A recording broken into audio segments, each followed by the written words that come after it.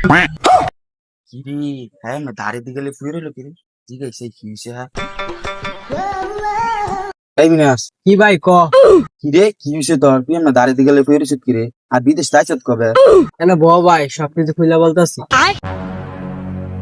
ও ভাই কি হয়েছে ভাই দুঃখের কথা আর কি কইতাম ভাই, বিদেশ থেকে বিয়ে করছিলাম, বাড়িতেছি 3 মাস হয়েছে বুঝছেন, মানে 3 মাসে বাচ্চা হয়ে গেছে গা, মানে কি করতাম বুঝতেছি না, কেমন যে বাচ্চা হলো 3 মাসে আমি এটা বুঝতেছি না ভাই। কি কস কি বেল লাগাইছ কি কি আছে কি আর দাওয়াত না দিলে কেমন হইল? আচ্ছা যাই হইছে বাইক গিয়া বাপির লগে কথা কইয়া এই হাইকোর্টের ব্যারিটা বান আচ্ছা ভাই, তাই আমি বাজিয়া আপনার বাপের লগে কথা কইয়া ব্যাটটা ভাঙি গিয়া।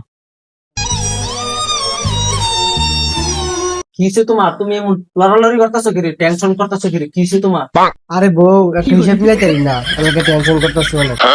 কি হিসাব তুমি আমার লাগে কও, আমি মিলাই দিই, তুমি যেন বড় ভাই।